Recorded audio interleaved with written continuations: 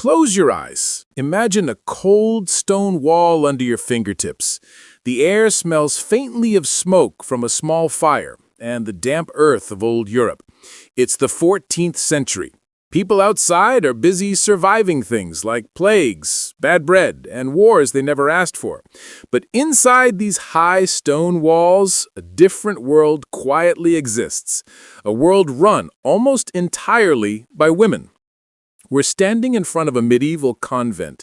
Not a palace, not a castle. It's more like a small enclosed village. A world of prayer, but also a world of serious administration. Yep, even holy sisters have paperwork. This isn't just a bunch of women chanting in Latin all day. Convents in the 14th century were surprisingly well-organized places. Imagine an office, but with candles, robes, and bells ringing instead of emails. Let's take a slow walk through the front gate. The wooden door creaks open. Inside, everything is quiet. Not silent like a graveyard, more like a library with a heartbeat. A bell in the tower is ringing for prayers. The nuns move slowly like shadows gliding across the courtyard. Their steps are soft, their heads covered, their faces calm. This place isn't just for praying. It's an entire community with rules, ranks, jobs, and power structures. There's the abbess, basically the boss. The prioress, the second boss. Then there's stewards, treasurers, novice mistresses, cooks, scribes, and even gardeners. Think of it as a medieval version of a company, except the CEO wears a habit and speaks Latin. But why do these convents even exist? Back then, not every woman could or wanted to marry. Some women joined convents for deep spiritual reasons. Others came because their families pushed them into it. Some were noble daughters with no brothers, some were second daughters without an inheritance, and some simply wanted a life that gave them purpose beyond being someone's wife. Inside these walls, they found safety, education, and something rare in medieval Europe, authority. Real, structured, documented authority. Convents were places of devotion, yes, but they were also engines of organization. They owned lands, collected rents, signed contracts, and even managed farms. These women didn't just pray for the world, they actually ran parts of it. And the church loved order. Oh yes, it loved rules more than I love snacks at midnight. So everything here is based on rules, written rules, old rules, strict rules, rules that decided how a woman in the convent should live, sleep, eat, pray, and even breathe. The idea was simple. The convent should be a small model of heavenly order on earth, a place where every role was clear and every person knew their job. But of course, we're human. Even the holiest community still had messy details, arguments, stubborn abbesses, missing cheese from the cellar. You get the idea. As we walk deeper, we pass the cloister, a square courtyard with arches all around it. The grass in the middle is short and soft. The path is made of stone. Every convent had a cloister like this. It's where the sisters walked, prayed silently, or just tried to get some air after a long morning of chanting. To the left is the chapter house. This is the nerve center of the whole operation. Imagine a medieval boardroom. Every day, the nuns gather here. The abbess sits at the front. One by one, the sisters speak, confess, or share news. If someone broke a rule, like talking during silence hours, or sneaking a biscuit after compline, they might admit it here. No drama, no reality TV, just quiet honesty, most of the time. Outside, the world is harsh. Warlords fight, kings argue, plagues spread. Inside, the convent tries to build a tiny island of peace. But this peace doesn't happen by magic. It's built on careful governance. The abbess oversees everything. She answers to the bishop, but inside these walls, her word is law. She decides when the bell rings, when the bread is baked, who gets to do what, and how the convent deals with the outside world. And yes, the convent did have to deal with the outside world. They weren't completely cut off. They received visitors, though strictly controlled. They managed their lands and communicated with bishops, nobles, and merchants. Think of them like spiritual landlords, holy, but with a business plan. One of the most fascinating things about these convents is how they mirrored society, but flipped the gender script. Outside the walls, men ruled everything: politics, armies, trade, and of course, the church. But inside, it was women who ran the show. Now, don't get me wrong, they still had to follow the church's restrictions. They weren't exactly out there starting revolutions, but within these boundaries, they built something real, something strong. It's like being told to build a castle out of sand, and somehow they did. Let's peek into the refectory next, the dining hall. It smells of bread, cabbage, and maybe lentils. Meat is rare here. The sisters eat in silence, listening to one of them reading from a holy book. This daily rhythm is strict but comforting. You'd probably fall asleep just listening to it, like a bedtime story with extra Latin. And every meal, every prayer, every step they take is part of a schedule decided by rules. Wake up before dawn. Pray, eat, work. Pray, eat, work, pray, sleep, repeat. It may sound boring, but in a time when life outside could be unpredictable and violent, this routine was actually a kind of power. A quiet, structured, safe power. Now, picture the abbess walking past us. She's in her late 40s with a sharp gaze and a calm face. She carries a small ring, a sign of her office, and probably a big mental list of tasks. She's not just praying all day. She's managing people, lands, supplies, schedules, and discipline. She's like a medieval project manager in a veil. Behind her is the prioress, always one step behind, making sure things actually get done. She's like the deputy manager, the one who knows every corner of the convent, every sister's habit, and who might be sneaking extra bread rolls. Yes, that happened more than once in history. Many of the sisters here can read and write. That was a big deal. Outside these walls, literacy for women was rare. Inside, it was expected.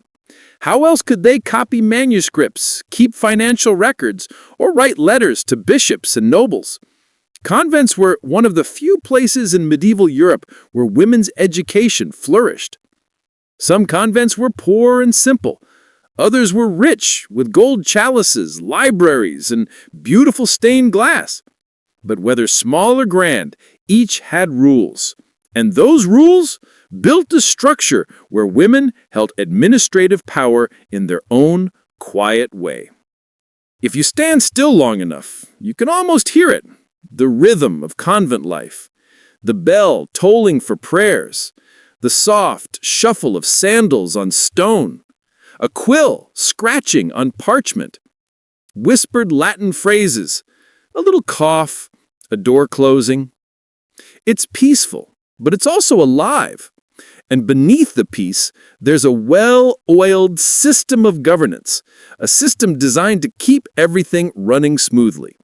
This chapter of our story is just the beginning. Before we dive into the specific roles and rules, like the abbess, the prioress, the treasurer, and the novice mistress, we needed to step through the gate first, to breathe this air, to feel the rhythm. Because once you understand the world they built, the power they quietly held starts to make sense. The sun is just peeking over the convent roof, the air is chilly, and somewhere in the cloister, a bird is having its solo concert. The sisters are already awake, of course. They've been awake since before dawn. Their day doesn't start with good morning. It starts with a bell, a prayer, and rules. Rules are everywhere in this place.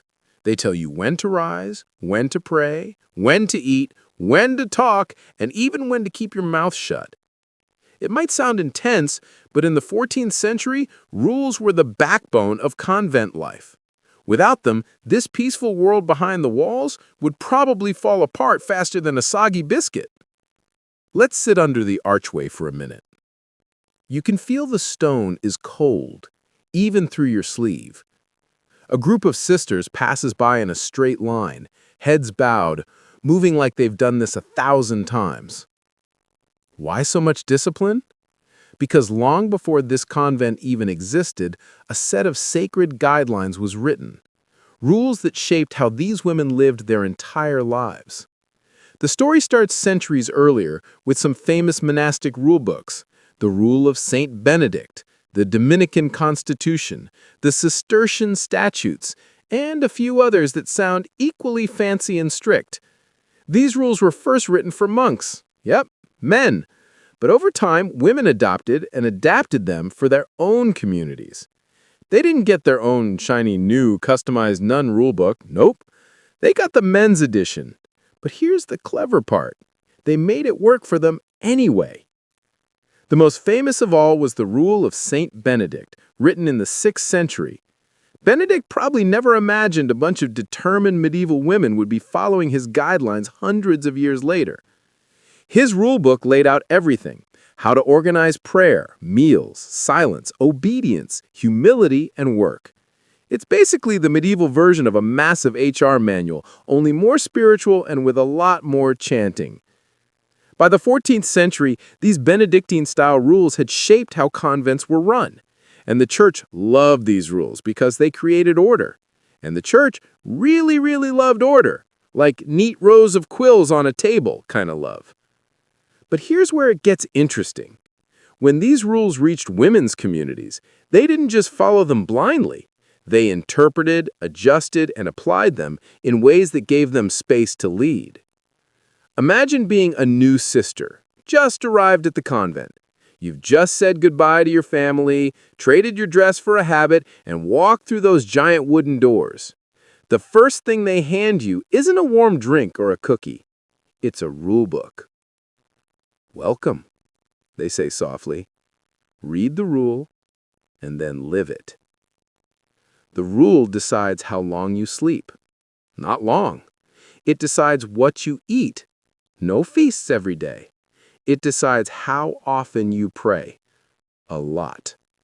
And even how you react to the outside world. The idea was to remove distractions so the sisters could focus fully on God. No gossip, no wandering around town, no midnight parties. Just prayer, work, and obedience. But here's the twist. These rules also gave the convent its administrative backbone. The abbess wasn't just a nice figure with a candle and a halo. She had power because the rule gave it to her. The prioress, the cellarer, the novice mistress, all their roles were described, directly or indirectly, through these rules. The structure wasn't random. It was designed like a careful machine. Each sister knew where she fit into the machine. It kept everything running smoothly, or at least most of the time. Let's peek into the chapter house again. The sisters gather here every morning after prime, one of their many prayer hours. The abbess reads a part of the rule out loud. It might be something about obedience, or about handling the convent's property, or how to behave during meals.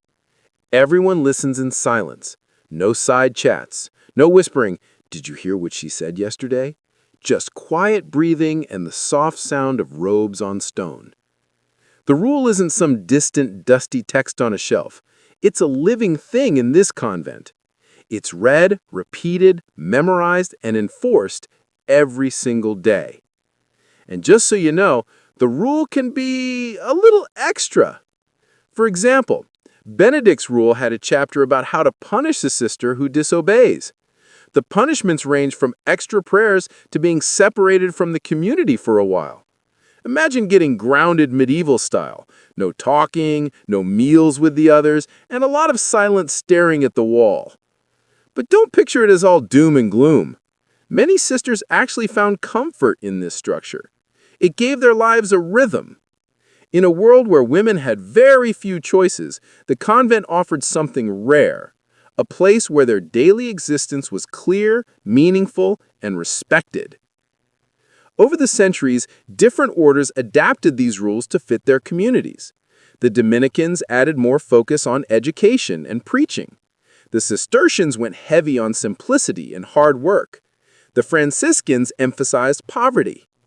No matter the flavor, all these orders used the rule as their anchor. It told them how to govern themselves and how to serve God. For women, it was a blueprint, not just for prayer, but for leadership. Of course, not everything was peaceful obedience. Some sisters quietly pushed against parts of the rule. Sometimes abbesses had disagreements with visiting bishops about what obedience really meant. Sometimes they stretched the rules just a little. Maybe the bell rang a bit late, or a letter got written when it shouldn't have.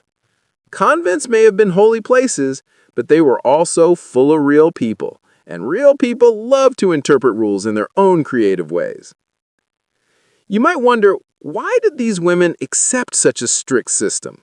Why live by a text written by men centuries earlier? Well, it's complicated. For some, it was pure faith. For others, it was the best option available in a society that didn't give women much freedom. But more than that, the rule gave them a framework to claim authority. By mastering the rule, they mastered the convent. When the bishop came for a visit, the abbess could stand her ground, not as a random woman, but as a leader appointed through the same sacred structure the church respected. In a world built to silence women, the rule gave them a legal voice. And that's kind of brilliant. The sisters believed that if they followed the rule faithfully, their community would reflect heavenly order, like a tiny piece of heaven on earth, only with more bread and less winged angels. Every rule, every hour, every little detail in their daily life sprang from this foundation. Without the rule, there would be no convent governance, just a bunch of sleepy women arguing over when to pray and who gets the last bowl of porridge. As the bell rings for the next hour of prayer, the sisters rise and move like a calm river through the corridor. They don't rush, they don't shout. They've done this so many times it's like breathing. The rule is their heartbeat. It keeps the rhythm steady. And now that you've met the rule, the invisible spine holding this quiet world together, we can begin to explore the people who lived by it. We're still inside the convent walls. It's midday now. The sun has warmed the stone walls a little. The courtyard smells faintly of baked bread, and the sisters are going about their daily routines like clockwork. But today, we're not just wandering around. Today, we're going to meet the one woman who runs this entire place, the one everyone listens to. Even the mice probably step more carefully when she walks by. This is the abbess. Think of her as the spiritual CEO of the convent, but instead of a power suit, she wears a long black habit. Instead of signing business deals, she signs letters sealed with wax and prayers. And instead of firing people, well, she can send the disobedient nun into silence for a few days. Not exactly fun. But don't picture her as some grim-faced woman holding a stick and glaring at everyone. Well, some might have been like that, but many abbesses were smart, patient, and surprisingly good at the political game. Because, let's be real, running a convent in the 14th century was a big deal. An abbess didn't just pray all day. She governed. Let's step quietly into the cloister. There she is, walking slowly down the corridor. She's in her late 40s, maybe early 50s. Her steps are measured, her hands folded. But don't be fooled by the soft pace. She carries the weight of this whole community on her shoulders. When she passes, the other sisters bow slightly, not out of fear, but respect. In a world where women were often treated as background characters, the abbess was a rare thing, a woman in charge. But how does a woman become an abbess? It's not like they run campaign posters and chant slogans like, "Vote for Sister Agnes." But there is a process. The nuns of the community elect their abbess. Sometimes the bishop has a say too, but generally it's the sisters themselves who choose their leader. They pick someone they trust, Wise, experienced, steady like a stone wall. It's a spiritual position, but also very practical. You don't just need to know your prayers, you need to know how to keep a convent alive. When an abbess is officially appointed, she receives symbols of her authority: a ring, representing her bond with the community, and sometimes a staff or crozier, like a shepherd guiding her flock. She doesn't wear a crown, but make no mistake, this is a woman with power. Her daily responsibilities are long. She oversees everything: spiritual life, making sure prayers happen on time; discipline, making sure rules are followed; finances. Yes, she runs the budget. Lands and property, because many convents owned fields, mills, and sometimes even vineyards. Negotiations with bishops, noble families, and merchants. Basically, she's part leader, part lawyer, part accountant, and part mother hen. A very busy mother hen. Every morning after prayers, the abbess meets with the prioress, her right hand. Together they go over the day's business. Maybe a roof tile has fallen off the dormitory, maybe the cellarer needs more grain, maybe a bishop is visiting, and that's never a small thing.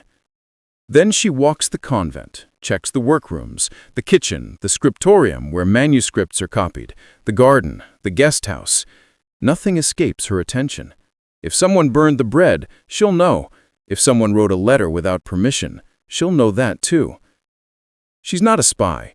She just understands that if she doesn't pay attention, the whole place could fall into chaos, and chaos is the one thing a convent can't afford.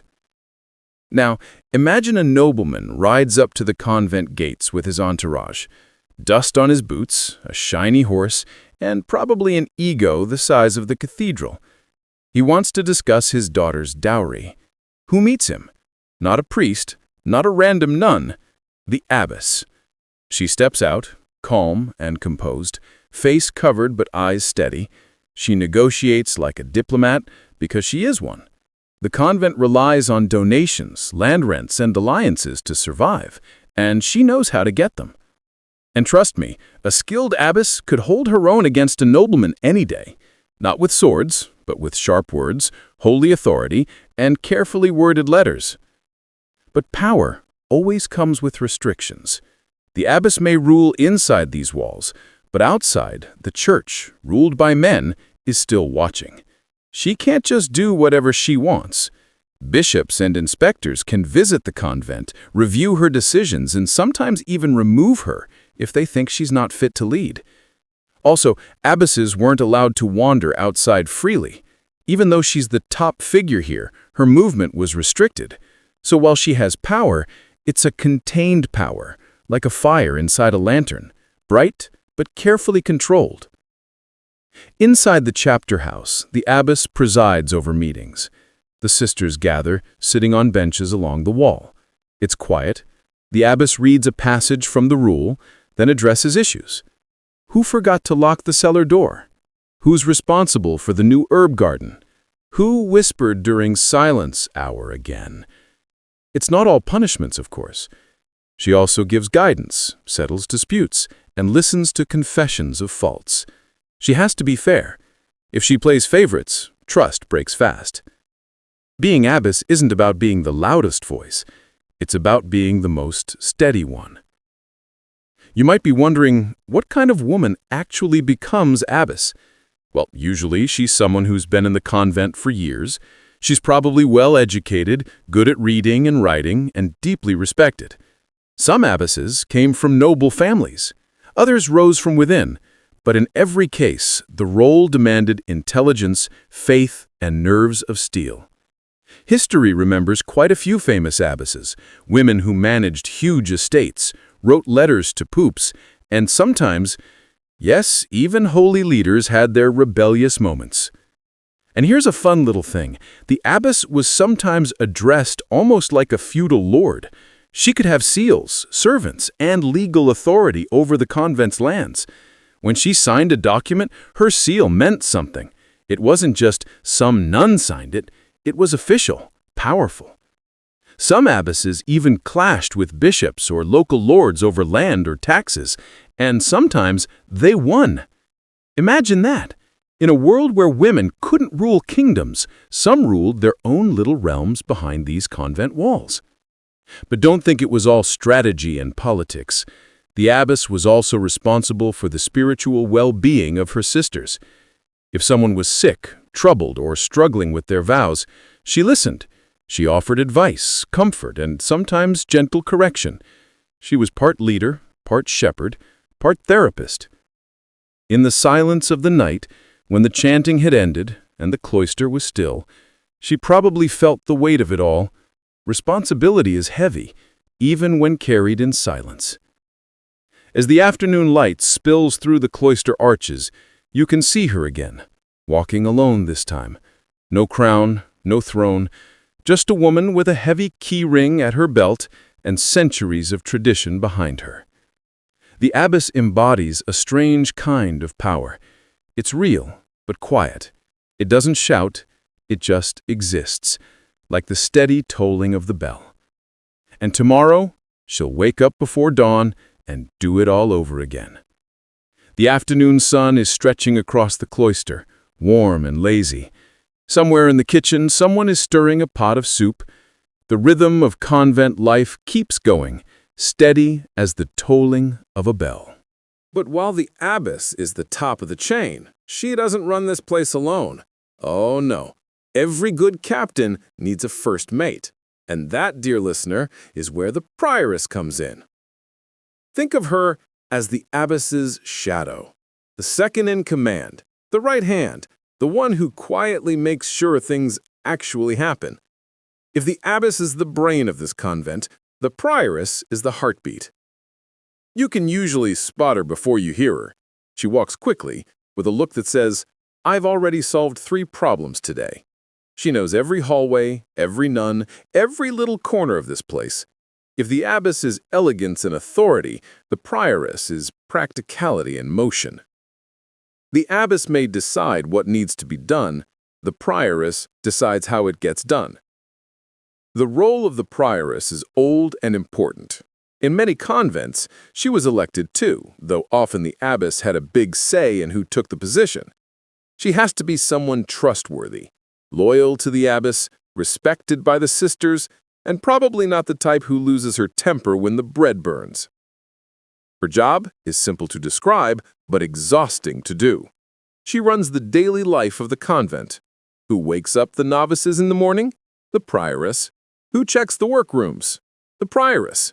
Who notices when Sister Anna is sneaking too many almonds from the kitchen? Also, the prioress. Picture this. The bell has just rung for the midday meal. The sisters are moving toward the refectory, silent and graceful. But behind the scenes, the prioress has already checked that the tables are set, the soup is ready, the readers are chosen, and the kitchen doesn't look like a battlefield. The abbess might give the general order, make sure the meal goes smoothly. The prioress makes sure the spoons are actually clean. And that, my friend, is what makes her vital. Now, if the abbess ever leaves the convent, maybe to meet a bishop or because she's fallen ill, guess who takes over? Yep, the prioress steps into the top job temporarily. She's basically the substitute abbess, the stand-in ruler, the one who keeps the wheel turning when the captain's off the deck. And since she knows every little corner of daily convent life, she's usually more than capable. But make no mistake, being second in command isn't all tea and prayer. It's a tough position. She has to balance loyalty upward and care downward. She listens to the abbess, but she also listens to the sisters. She's the bridge between leadership and the community. Inside the chapter house, the prioress usually sits close to the abbess. When discipline matters come up, she's the one who notices the small things before they become big problems. She might gently remind a sister about her duties or step in to calm an argument before it turns into a full-blown lecture from the abbess. If the abbess is the judge, the prioress is the mediator. If the abbess sets the rules, the prioress makes sure no one forgets them conveniently. One of her most important roles is training discipline. The convent is run on a very strict schedule. One slip can throw off the flow, and medieval nuns were humans, which means sometimes someone would oversleep, talk during silence, or get a bit too dramatic about having extra turnip soup again. The prioress keeps everyone steady. She doesn't need to shout. Just one look from her across the cloister, and Sister Beatrix suddenly remembers she was supposed to be in the garden 20 minutes ago. But she's not just a rule enforcer. She's also a source of support. Many sisters come to her when they have small worries they don't want to bring to the abbess. She listens, gives advice, maybe hands out a light penance or a kind word. This soft authority makes her one of the most loved and sometimes feared figures in the convent, because she knows everything. Not in a gossipy way, just everything. The prioress also has to know the workload of every nun, who's strong in the garden, who's a good scribe, who should not be anywhere near the candles because, well, let's just say Sister Agnes had a small fire accident once. She assigns tasks, keeps track of work, and makes sure no one's slacking while pretending to pray very, very hard in a corner. In bigger convents, she might have to coordinate dozens of sisters. It's like managing a team project, except no one gets paid, everyone lives together, and your deadline is basically every single day. Let's follow her through the cloister for a moment. She moves fast, not like someone in a hurry, but like someone who doesn't waste time. She checks the garden, herbs are growing fine. The laundry yard, sheets are hung. The scriptorium, Sister Margaret is copying manuscripts without doodling flowers in the margins this time. Good. She doesn't leave chaos behind her. She leaves order. The kind of quiet order that makes the whole place hum like a well-oiled machine made of prayer, vegetables, and ink. When the abbess and prioress work well together, the convent thrives. But when they clash, oh boy. Medieval documents tell us that sometimes abbesses and prioresses didn't exactly braid each other's hair in friendship. Power can be tricky. Some abbesses were strict. Some prioresses were ambitious. Sometimes their visions didn't match. And when two strong women in leadership disagreed, behind these walls, the whole community could feel it. Some convent records even show appeals to bishops to solve abbess-prioress conflicts. Drama existed everywhere, even in holy places. But when they worked in harmony, they were a force. The abbess guided, the prioress executed, a perfect balance of vision and action. Another important part of the prioress's job, disciplining novices. She doesn't train them directly, that's the novice mistress's role, but she oversees how the young ones are integrating. She makes sure the future sisters understand the rhythm of convent life, respect the rule, and don't wander around daydreaming about nights and festivals. If the abbess is the leader for the present, the prioress makes sure the convent has a future. Even at night, when the sisters move silently to late prayer, the prioress keeps an eye on everything. If someone falls sick, she makes sure they're cared for. If someone seems troubled, she notices. She has to, because keeping the community stable depends on catching small cracks before they turn into big breaks. Her role might not be as shiny or ceremonial as the abbess's, but it's just as essential. You might not find many prioresses in history books by name, but behind every successful abbess, there was usually a prioress keeping everything on track, with fast steps, sharp eyes, and a quiet kind of strength. She doesn't hold the staff of authority, but she carries the rhythm of the house in her hands. As the sun sets, the prioress does her last rounds. She checks the doors, the workrooms, the novices' dormitory. Everything is in place.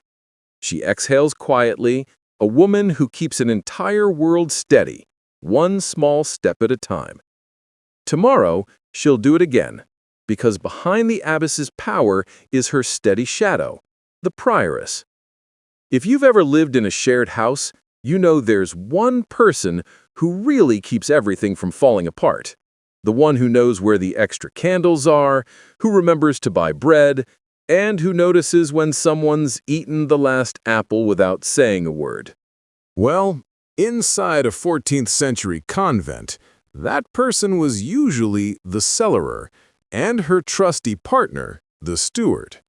The abbess might hold the authority, the prioress might keep the rhythm, but the cellarer and steward, they keep the place fed, warm, and running. Let's step down into the convent cellars. The air is cool and smells faintly of herbs, onions, and old wood. Clay jars line the walls. Barrels of ale are stacked neatly. There are baskets of apples, wheels of cheese, and bags of dried beans that look like they could outlive a few abbesses. This is the domain of the cellarer, basically the head of convent logistics. If the convent were a little medieval ship, she'd be the quartermaster.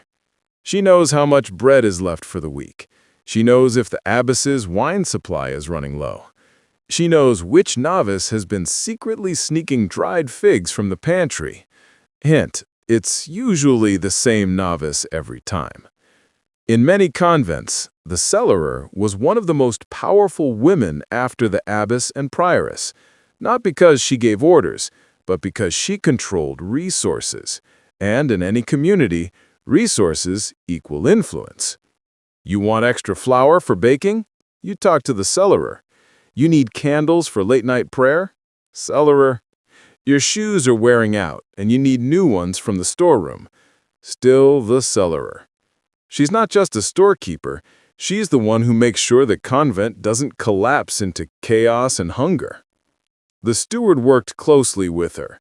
Think of the steward as the brains behind the planning, the one who keeps the books, tracks supplies, and makes sure no one accidentally uses a year's worth of beans in one soup.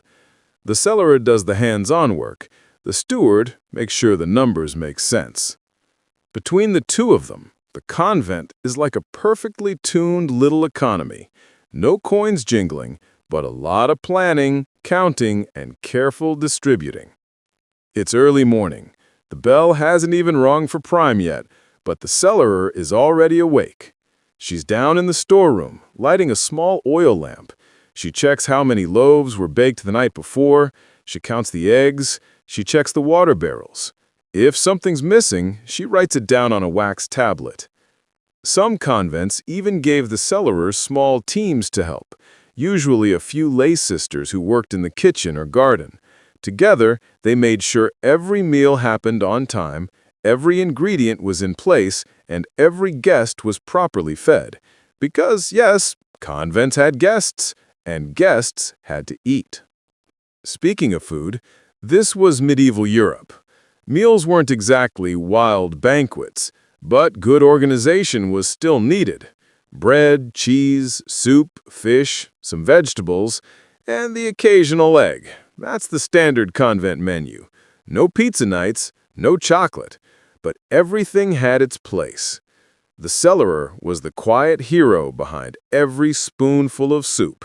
If she failed, the whole house felt it, and no one likes a hungry nun at Vespers. But her responsibilities didn't stop at food. The cellarer also looked after heating and clothing. She kept track of firewood for the cold months. She made sure robes were patched. She stored candles, oil, pots, buckets, tools, and 100 other things. Basically, if the convent used it, the cellarer either stored it, counted it, or worried about it at 2 a.m. Here's where the steward came in strong. She usually kept the convent's account rolls, carefully written lists of supplies, debts, and income, because some convents had lands, and those lands produced crops, and crops meant income. The steward might oversee harvests, make sure tenants paid rent, or check on grain deliveries. She might even negotiate trades, exchanging surplus apples for cheese or flax for wool. In a world where women couldn't easily own property outside of religious life, this was a rare and quiet kind of power. These women ran an economy inside the convent walls. But it wasn't a glamorous job. It was a never-ending cycle. Count, store, plan, repeat. And if something went wrong, like a spoiled barrel or missing sack of flour, everyone would be looking at the cellarer like, well, and she'd sigh, straighten her veil, and fix it. Of course, because this is real life, not every day was smooth. Medieval records tell us about cellars who struggled with poor harvests, food shortages, or even sneaky novices who couldn't resist a midnight snack. Apparently, dried fruits were the top temptation. Medieval candy, basically.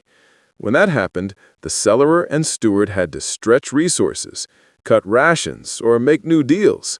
The abbess made decisions, but the cellarer made it work. Also, just between us, if you were nice to the cellarer, your bread might be a little less crusty. She couldn't officially play favorites, but, well, kindness has its perks, even in a convent. But don't imagine her as just a tired storekeeper. No, the cellarer was respected. Her position required intelligence, honesty, and skill. She had access to storerooms, keys, records, and sometimes even the convent's money chest. Trust was everything. The steward was usually more behind the scenes. She was the one scribbling neat rows of numbers in the convent's account rolls. Her handwriting had to be clean, her math sharp. No calculators here, just ink, parchment, and a lot of patience. Together, they balanced the spiritual world of the convent with its very physical needs. Prayers can't fill stomachs. Rules can't keep candles burning. Someone has to make sure the material world works so the spiritual life can keep flowing. Let's follow a typical day. By noon, the cellarer checks the kitchens one last time. Lunch is bubbling in huge iron pots. Bread baskets are full. Plates are set. She looks around like a general inspecting her troops. The steward, meanwhile, is at a small desk, noting down how many sacks of grain were used that week. She makes a small adjustment to the winter plan. Maybe they'll need to buy more barley. She'll mention it to the abbess later. Everything looks ordinary, but this quiet, invisible work is what keeps the convent alive. In some places, these roles were even seen as a form of training in leadership. A capable cellarer could rise to prioress. A smart steward might one day become abbess. Managing people's daily needs teaches you more about power than a sermon ever could. As the evening bell rings, the cellarer locks the storeroom door with a heavy iron key. She gives the steward a small nod. Another day done. No disasters, everyone fed, candles ready. Tomorrow, the work will start again. Behind every smooth convent day, there are two women who make sure the bread rises, the fire burns, and the lamps stay lit. The convent is quiet. But not too quiet. From one corner there's a soft buzz, the sound of whispers, little nervous laughs, and someone trying very hard to walk in a straight line without tripping on their rope. This, my friend, is where the novices live and learn. And standing at the center of this whirlwind of nerves, excitement, and sometimes chaos is the novice mistress. She's not the abbess. She's not the prioress, but she might just be the most influential woman in the lives of these young sisters-to-be. Think of her as a teacher, a mentor, a strict aunt, and a spiritual coach all rolled into one tidy black habit. When a young woman entered the convent in the 14th century, she didn't just show up, pick a bed, and become a nun. Oh no, there was a long process. Months, sometimes years of training. She had to learn the rules, the prayers, the schedule, the silence, and how to stop daydreaming about the outside world. And the person responsible for shaping this wide-eyed newcomer into a disciplined, devoted nun? Yep, the novice mistress. Now, she wasn't chosen randomly. The novice mistress had to be one of the convent's most experienced and respected sisters. Someone patient but firm. Someone who could teach without losing her cool when a 16-year-old novice burst into tears because she missed her cat at home. In many convents, this was considered one of the most important administrative roles, because without strong novices, the convent had no future. The abbess and prioress might lead, but the novice mistress built the next generation to take their place. Her days usually started earlier than most. Before dawn, she'd walk quietly through the novices' dormitory, making sure everyone was awake. Not half awake, not pretending to be asleep, awake. "Up you get," she'd say softly, but with the kind of tone that meant, "I will not say this twice." She led them to morning prayer, teaching them the rhythm of psalms, the little bows, the silences between lines. At first, the girls mumbled, fidgeted, yawned, but slowly, under her watch, they learned the calm, steady flow of monastic life. The training wasn't just spiritual. The novice mistress also taught practical skills: how to keep robes neat, how to copy texts properly, how to help in the kitchen, the garden, the infirmary. Some girls came from noble families and had never touched a broom in their life. That changed quickly. She was also the guardian of discipline. If someone was late for prayer, the novice mistress noticed. If someone was secretly doodling flowers in the margins of her psalm book instead of reading, she noticed. If someone tried to sneak bread from the kitchen, she always noticed. Her look could freeze a room faster than winter wind. But she wasn't just strict. She was also the first person many novices trusted. Most of these young women had just left their homes behind. Some were placed in the convent by their families. Some chose this life themselves. But either way, the outside world was gone. The novice mistress helped them adjust to the new world inside the walls. She explained why rules mattered. She comforted homesick girls. She reminded them why they were here in the first place. Sometimes with a kind word, sometimes with a very long lecture. Depends on the day. One of her biggest jobs was making sure novices truly understood the rule, usually the rule of St. Benedict or a similar code. These rules weren't just fancy guidelines. They shaped every hour of convent life. When to pray, when to eat, when to work, when to sleep. Every bell had meaning. Every silence had purpose. The novice mistress drilled this into the novices until they didn't just follow the rhythm, they became it. She also had to watch for serious doubts, because not every girl who entered the convent was ready to stay forever. Some left during the training period. Others stayed but needed guidance to truly accept the life.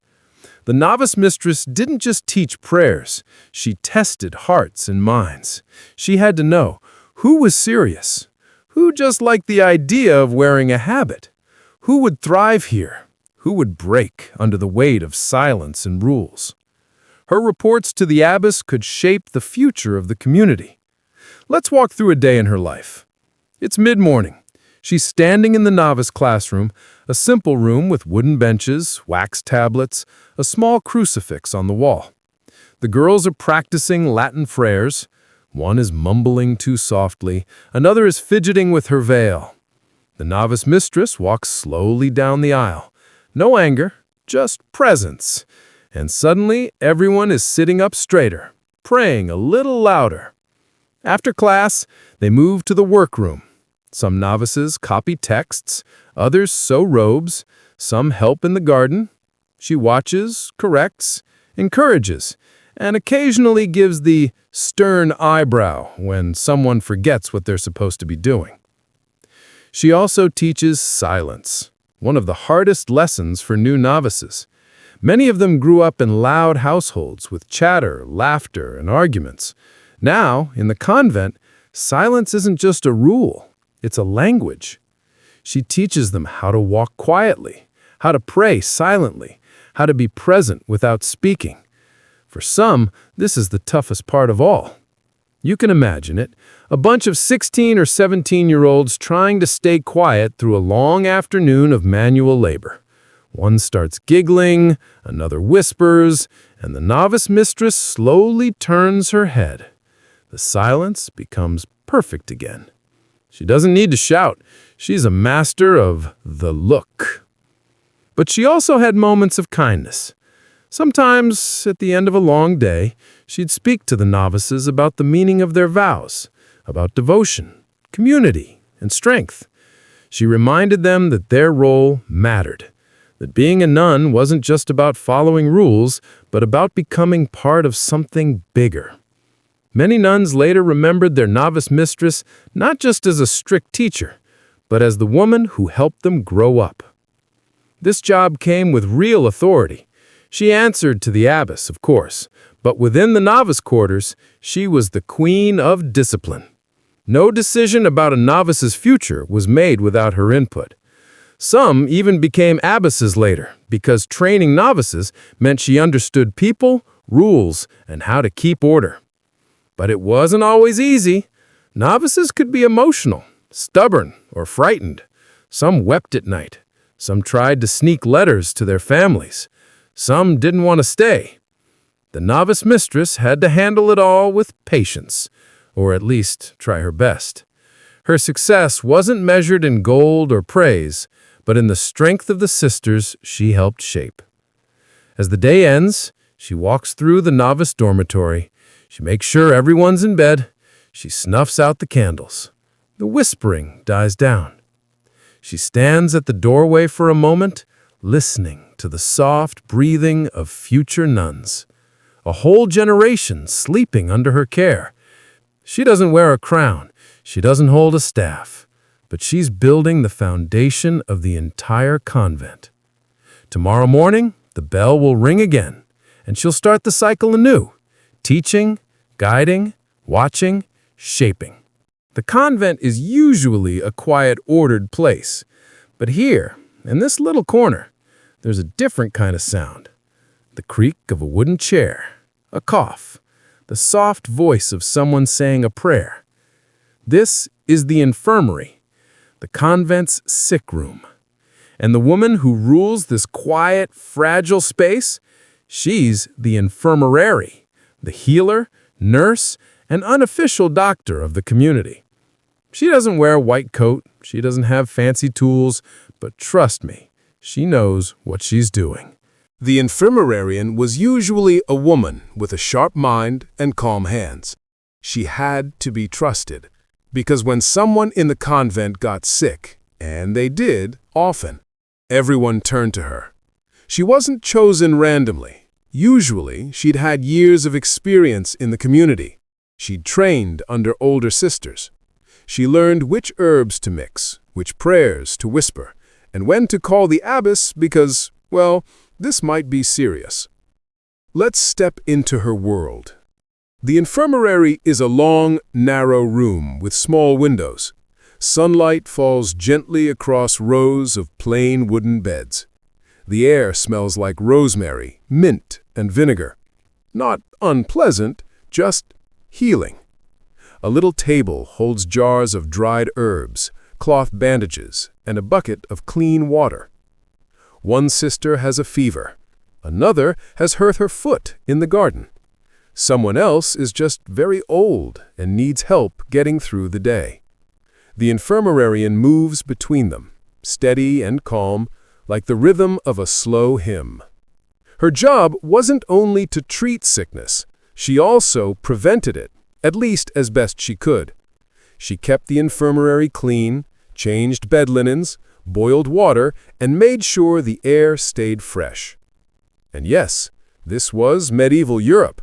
Keeping things clean meant something very different back then. But in a world where many people didn't even wash regularly, the infirmarian's attention to hygiene was a kind of quiet genius. She also knew the convent garden like the back of her hand. Many convents grew their own herbs: lavender for calming nerves, sage for sore throats, rosemary for strength, and mint for stomach aches. While the cellarer worried about bread and beans, the infirmarian cared about plants with power. She gathered them at the right times, dried them carefully, and stored them in little jars labeled in neat Latin. This wasn't superstition. This was practical science, medieval style. And yes, there were prayers too. Medicine and faith were intertwined. Every poultice might be laid with a whispered blessing. Every sickbed might have a psalm murmured beside it. Healing wasn't just about the body, it was about the soul. But it wasn't all quiet and peaceful. The infirmarian also saw the hardest parts of convent life. Death, suffering, and pain often passed through this room. In a time before modern medicine, even a simple fever could turn dangerous. She had to be strong, not just with her hands, but with her heart. She might hold the hand of a sister in her last moments. She might pray through the night while someone struggled to breathe. She was more than a healer. She was a witness. And here's something most people don't realize. Convent infirmaries weren't only for nuns. Travelers, pilgrims, and the poor sometimes came to convent gates looking for help. And if the abbess agreed, the infirmarian cared for them too. These places were little islands of kindness in a rough world. If you had nowhere else to go and you were sick, a convent infirmary might be the best chance you had. Of course, she didn't do this all alone. Larger convents sometimes had helpers, a few lay sisters who cleaned, brought food, or carried water. But the infirmarian was in charge. She made the decisions. She knew which patient needed warmth, which needed rest, and which needed, well, a strong herbal drink and a good long prayer. She also had to keep detailed records, not like modern medical charts, but little notes about who was ill, what herbs were used, and whether it worked. Over time, this created something incredible, a kind of herbal medical knowledge library inside the convent walls. Some convents even became famous for their infirmaries. Abbesses would exchange letters about remedies. Recipes for salves and teas would travel between communities. It was one of the few places where women could become respected healers. The infirmarian's work also meant she often spent more time with the older sisters, those who could no longer keep up with the long prayer hours or work in the fields. She was their caretaker, their comfort, and sometimes their only company. She'd bring them warm broth, adjust their pillows, and listen to their stories from years gone by. She was the keeper of their final chapters. But she also helped novices and younger sisters who fell ill. And here's where her humor often came out. A young novice with a sniffle might be convinced she was dying dramatically of plague. The infirmarian would just raise an eyebrow, hand her a cup of mint tea, and say something like, "Drink this, and maybe don't eat so many apples before bed." Because yes, that happened. A lot. The infirmary wasn't just a room for the sick. It was a space of trust. The abbess had power. The prioress had order. But the infirmarian, she had healing. Quiet, constant, humal healing. She was the one who saw sisters at their weakest and helped them stand again. As the evening bell rings, she closes the shutters, the room grows dim. A single candle burns near the beds. She whispers a final prayer, tucks a blanket around a sleeping sister, and walks to her small corner bed. Tomorrow, someone else will cough, someone else will need care, and she'll be there. Always. If you ever wandered into a medieval convent late at night, when the bells had gone quiet and the hallways were wrapped in darkness, you'd probably hear two kinds of sounds. The first, the soft echo of footsteps in the chapel. The second, the whisper of parchment in the library. These two quiet worlds belonged to two special women, the sacristan and the librarian. One guarded the chapel, the other guarded the words. Let's start with the sacristan.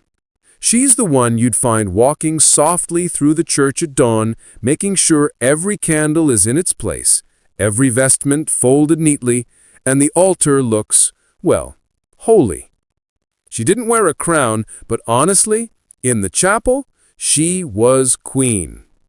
The sacristan's job was all about care, respect, and a little bit of quiet power.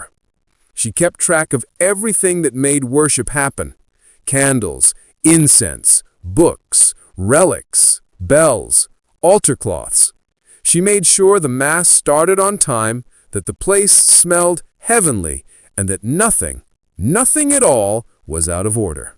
She was up before almost everyone else, unlocking the chapel doors, lighting the candles one by one. The air would be cold, the walls echoing softly, and she'd move like someone who's done this 1,000 times before.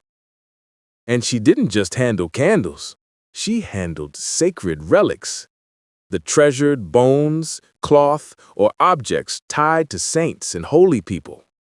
These were serious responsibilities. You couldn't just misplace a saint's relic like a set of house keys. That was a one-way ticket to serious trouble. So, she had keys, lists, and quiet authority. Nobody messed with the sacristan's storage cupboard. She also handled the bells.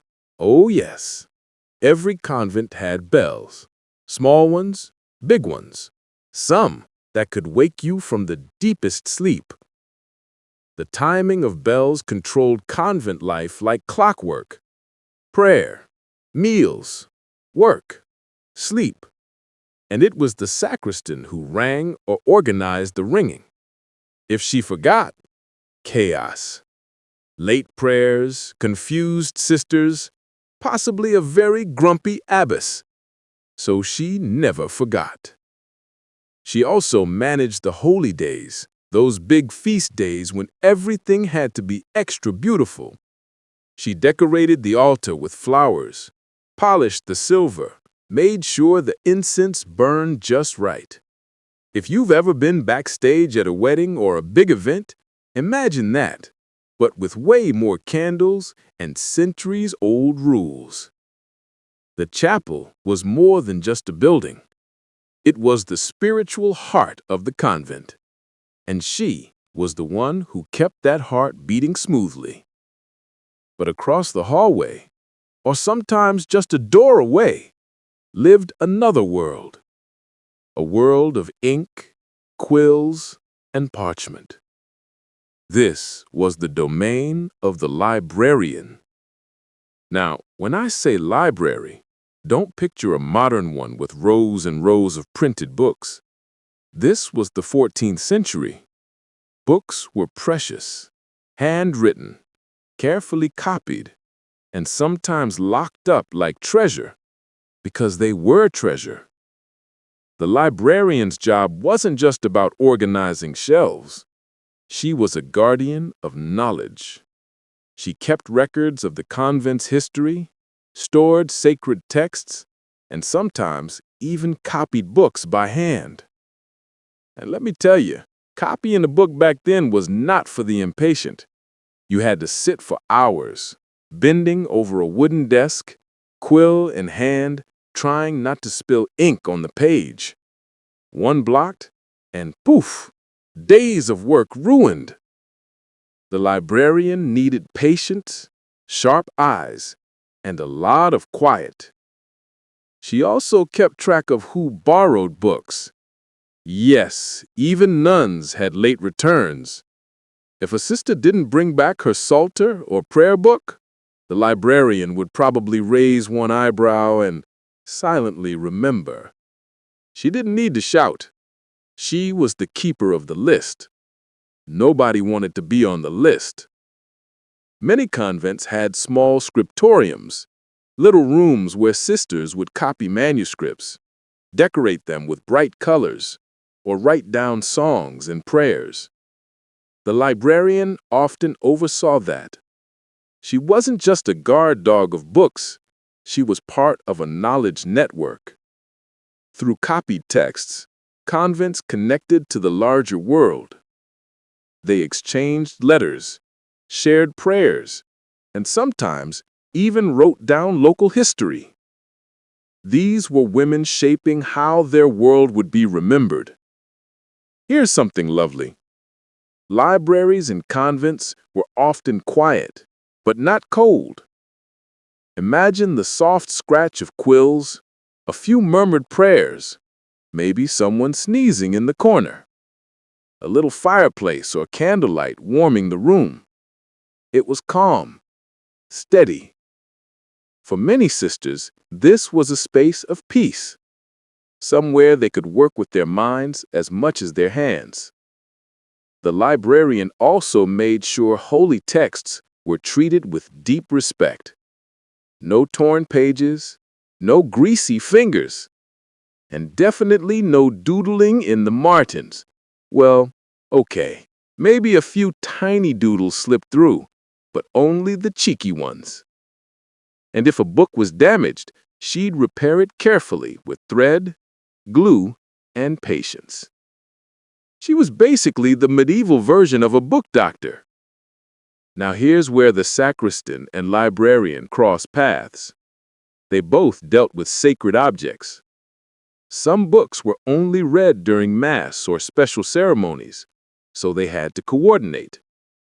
The sacristan prepared the altar, while the librarian handed over the book. It was like a well-rehearsed dance between light and word. Both roles were trusted positions. You didn't just hand over the keys to the chapel or the library to anyone. These women were chosen for their reliability, devotion, and steady hands. They might not have made grand speeches or led armies, but their quiet work held the whole spiritual life of the convent together. Imagine the librarian late at night, alone with her candles, repairing a torn page, or the sacristan early in the morning, lighting the first flame before dawn.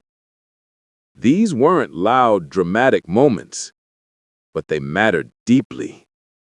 And here's the gentle, slightly funny truth. If either one of them slipped up, everyone noticed. If the sacristan forgot to ring the morning bell, chaos. If the librarian misplaced the gospel book, panic. And in a convent, panic meant whispered gossip and a lot of side-eye at meals, so they rarely slipped up. By holding their posts with quiet strength, they made sure prayers were said, books were kept safe, and the rhythms of daily devotion never skipped a beat. The abbess might make the decisions, the prioress might keep the rules, but without the sacristan and librarian, the soul and memory of the convent would slowly fade. As the night deepens, the last bell rings. The sacristan snuffs out the last candle, her footsteps soft on stone. In the librarian closes a heavy book with gentle hands. The air smells of wax and ink. Tomorrow, the routine will begin again. And they'll be right here, keepers of the sacred and the written. Morning comes early in a convent. Before the first bell rings for prayers, someone's already awake. She's not in the chapel. She's not in the scriptorium. She's in the storeroom, counting sacks of grain by candlelight. This is the cellarer. And just a few steps away, in a smoky kitchen filled with the smell of fresh bread and stew, is her partner in quiet power, the kitchener. They don't wear shining crosses or hold relics, but let me tell you, they hold something just as important: food. And in the Middle Ages, food was survival. The cellarer's job was not glamorous, but it was crucial.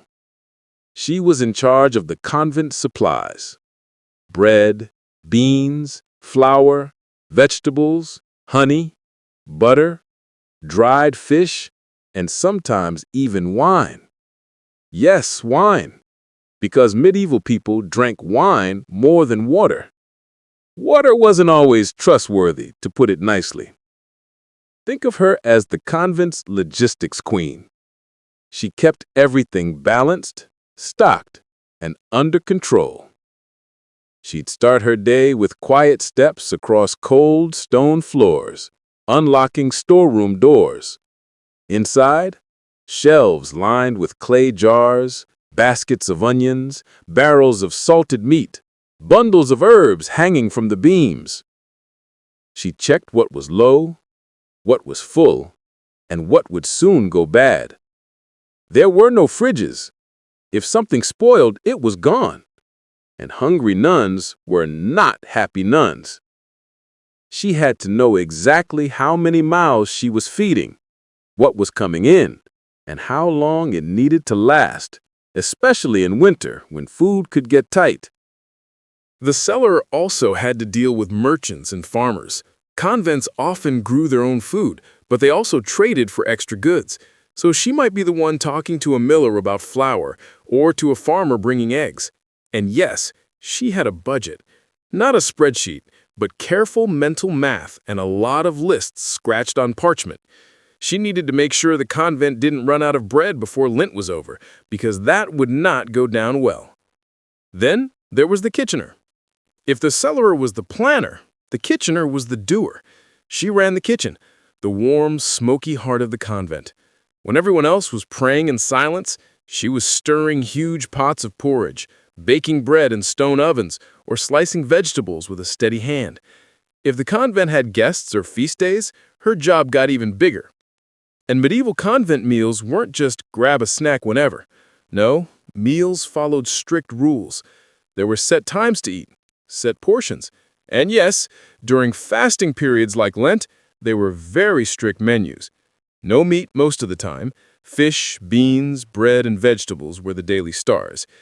Imagine doing this for dozens of people, every single day. The kitchener had to know how to stretch ingredients, keep meals balanced, and not burn anything, all while working with smoky fires and iron pots heavy enough to crush your toes. She also had to respect religious rules. Every meal was a kind of ceremony. Food wasn't just food, it was part of devotion. Meals were eaten in silence, with readings from Scripture. And if the food was late, or too salty, or worse, cold, she'd hear about it later. Probably not in loud yelling, this was a convent, but in quiet, disappointed stares during evening prayers. Trust me, disappointed nun stares are powerful. But here's something interesting. The cellarer and kitchener weren't just cooks and stock managers. They were managers of community life. Food shaped everything, from daily routines to feast days. On feast days, the kitchener worked magic. The convent might get a rare treat, sweet pastries, spiced drinks, or maybe even a little meat. These meals made celebrations feel special. Imagine dozens of sisters sitting in silence, but secretly grinning at the warm smell of honey cakes drifting through the refectory. That's the kind of memory that stuck with people. The refectory, the dining hall, was their shared stage. Long wooden tables, stone floors, benches worn smooth by years of meals, a single sister reading aloud from the Bible as everyone ate, the sound of spoons scraping wooden bowls, the smell of bread fresh from the oven. It was simple, but in its way, beautiful. Both roles required a lot of trust. The cellarer handled supplies, which meant she had access to goods and money. If she was careless or greedy, the whole convent suffered. So she was usually a woman known for her honesty, discipline, and sharp memory. The kitchener needed the same trust. She was responsible for everyone's nourishment. If she miscalculated, people went hungry. If she messed up hygiene, remember, this was the 14th century, people could get sick. Their work wasn't glamorous, but if they failed, everyone noticed. And they didn't just feed the nuns. Just like the infirmarian sometimes cared for the poor, the cellarer and kitchener often handled almsgiving. Hungry travelers or beggars came to the convent gates, and the cellarer would give bread or broth. This was seen as holy work. Feeding the hungry was part of Christian duty. So their kitchen wasn't just for insiders. It was a place where charity flowed quietly. The kitchener also trained younger sisters and lay helpers. Not everyone could chop vegetables like a pro or bake 100 loaves without burning them.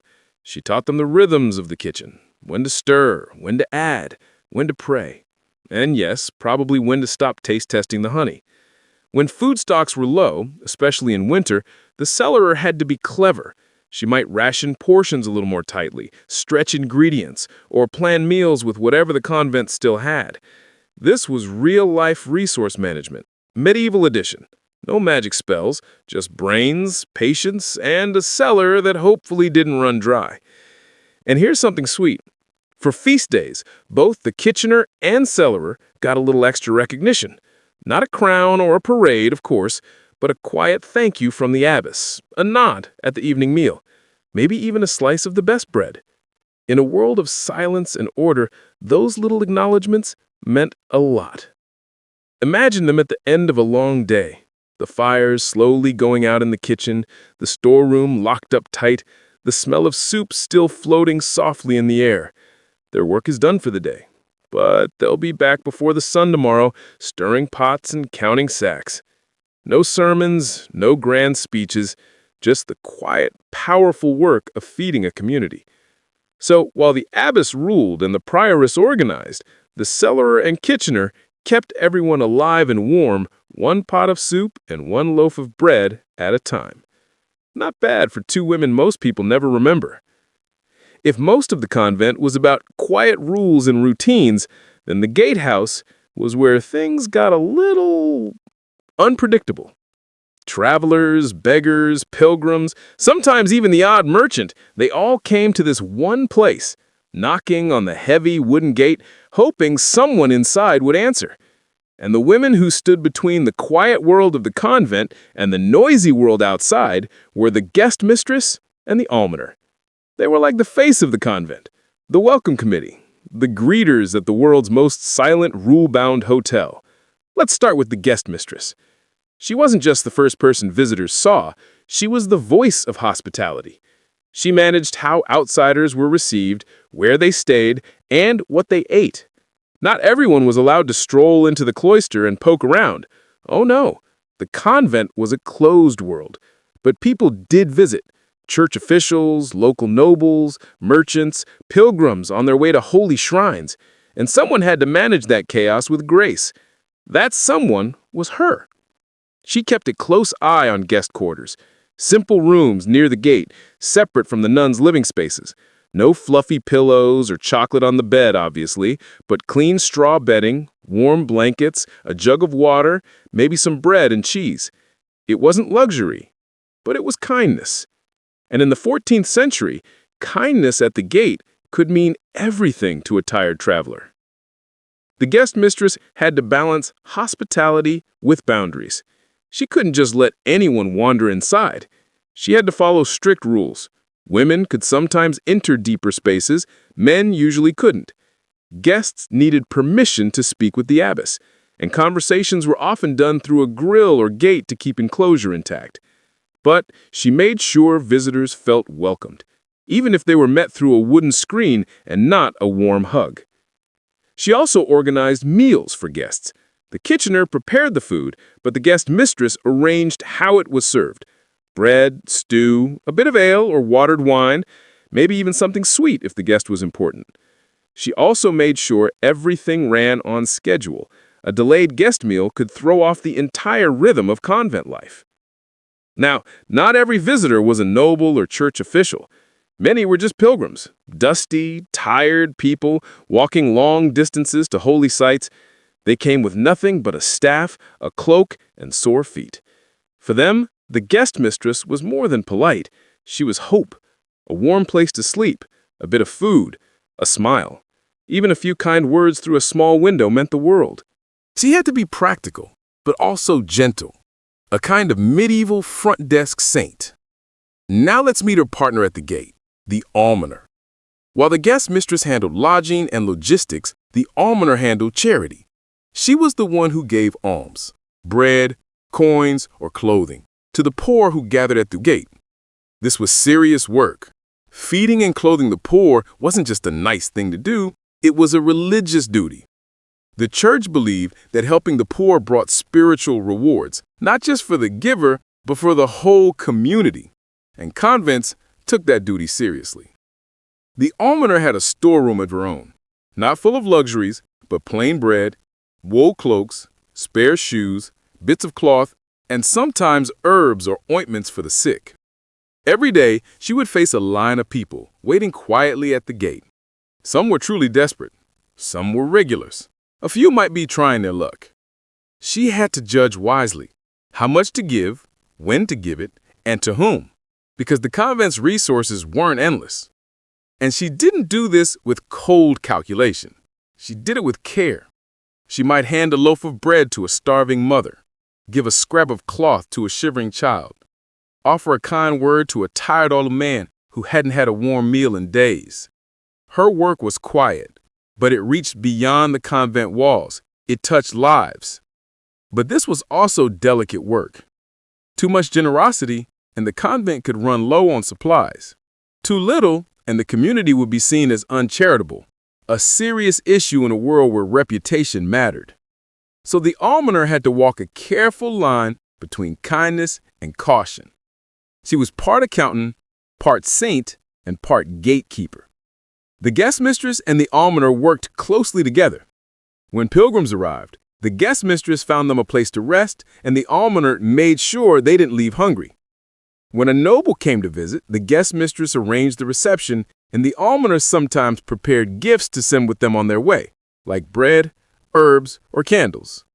Together, they made the convent feel open, even though its gates were closed. And here's a sweet little fact. Sometimes, when the almoner gave food or clothing to the poor, she'd ask them to pray for the convent in return. It wasn't a trade. It was a connection, a way of saying, we helped you, you help us with your prayers. A quiet bond between inside and outside. But not all encounters at the gate were easy.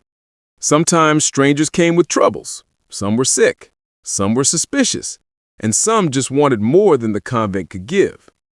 The guest mistress had to stay calm even when things got tense. The almoner had to be fair but firm. They weren't just smiling greeters. They were protectors of the convent's peace. They also handled messages from the outside world.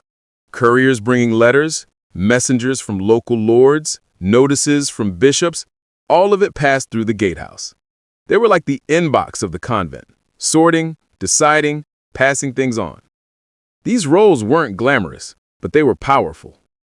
They controlled what the community saw of the outside world and what the outside saw of the convent. A kind word or a warm meal could build trust and respect. A cold welcome could make enemies. The abbess might have held authority inside the walls, but the guest mistress and almoner shaped the convent's reputation far beyond them. Imagine the scene at sunset. A few last pilgrims at the gate, bundled in cloaks, the almoner handing out bread with quiet hands, the guest mistress softly closing the door to the guest house. The night bell rings in the distance. The gate creaks shut. Inside the convent, silence. Outside the walls, a road, a few fading footsteps, and a soft wind. They may not have held the highest rank, but in their quiet way, these two women connected two worlds. They were the bridge between cloister and road, between prayer and reality, between devotion and daily survival. And without them, the convent would have been a lonely island. If the abbess ruled the convent, and the sacristan lit the candles, if the kitchener fed everyone and the almoner gave bread to the poor, then someone had to make sure there was actually money to do all that. And that someone was usually two very sharp, very organized women, the bursar and the treasurer. They didn't wave swords or swing hammers. Their power was quieter, tucked inside little wooden boxes filled with coins, lists, and neat handwriting. Because in the 14th century, running a convent wasn't just about prayer. It was also about economics. The bursar was basically the convent's business manager. She handled the money that came in and went out, donations, rents, sales from the convent's lands or workshops, and expenses for food, candles, clothing, and repairs.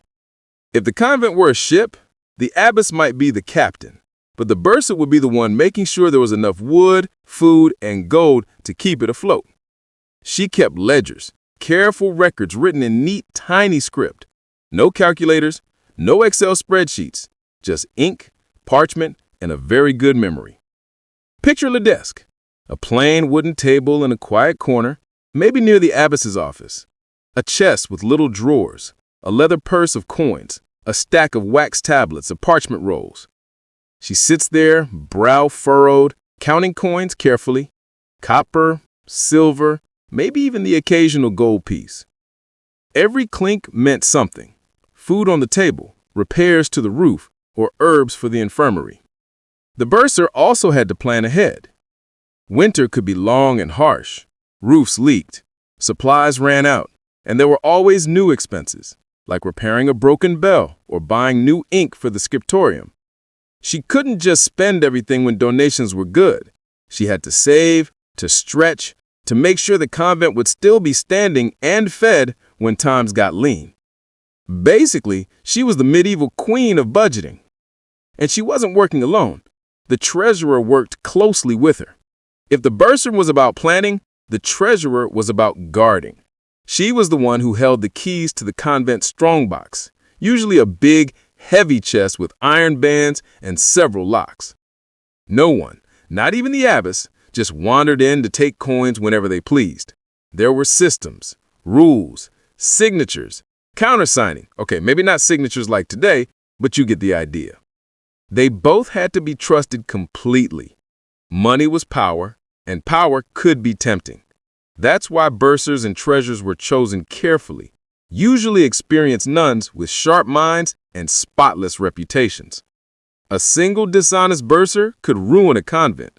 A good one could keep it thriving for decades. And where did the convent's money come from? Several places. Some convents owned land, fields, vineyards, mills. Farmers worked that land and paid rent. Some made goods like cheese, wine, or textiles to sell. Noble families often gave donations or dowries when their daughters joined as nuns. And yes, pilgrims sometimes left offerings at the chapel. All of that flowed through the bursar's careful hands. She wasn't just counting coins, she was tracking a living system. If the harvest failed, income dropped. If a roof collapsed, expenses rose. She had to adapt quickly. And the treasurer? She was like the fortress. She guarded the cash, the wax seals, the deeds to the land, and the important financial records. She had keys, often more than one, and sometimes those keys were kept by multiple trusted sisters so no one could act alone. Basically, medieval convent version of 2 keys to open the vault. The bursar and treasurer met regularly, often with the abbess or prioress, to talk money. What could they spend this month? What did they need to save for? Did they have enough grain stored to survive winter? Could they afford to repair the chapel roof before it leaked again? This wasn't cold business. It was how the convent survived. And yes, there were rules. The church had regulations about how religious houses handled money. They couldn't just blow it all on fancy stuff. Not that convents were big on luxury anyway. Every coin had to be justified, either for worship, for the community, or for charity. But let's be honest, things didn't always go smoothly. Maybe a harvest failed and income shrank. Maybe a wall collapsed and repairs cost a fortune. Maybe a merchant promised to deliver grain and didn't. That's when the bursar had to get creative. Rearrange funds, call in favors, delay non-essential expenses. She was like a captain steering through stormy financial seas.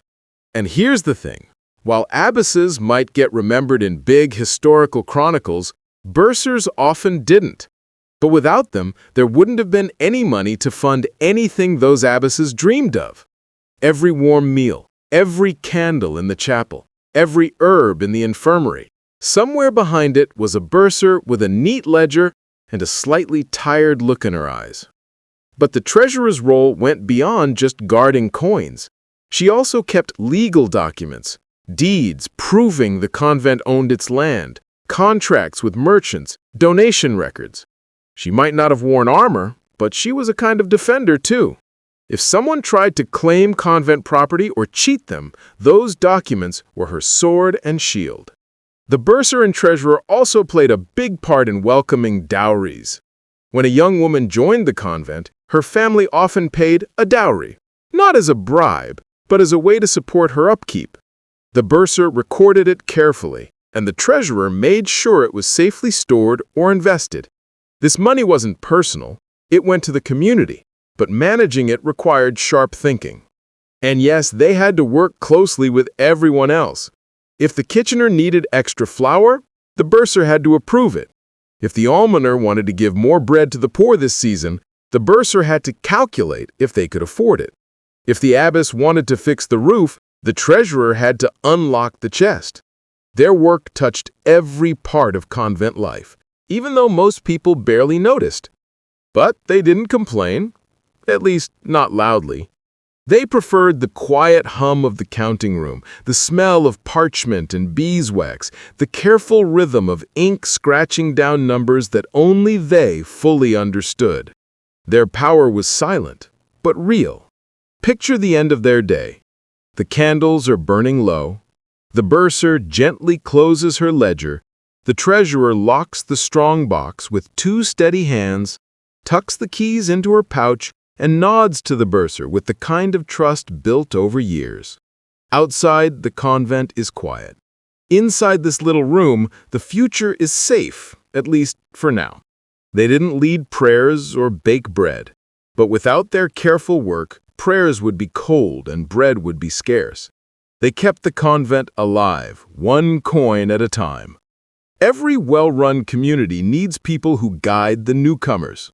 Think of it like this: if the abbess was the captain, the bursar kept the ship funded, and the sacristan made sure the candles didn't burn the place down, then someone had to train the new crew. That's where 2 very important women came in: the sub-prioress and the novice mistress.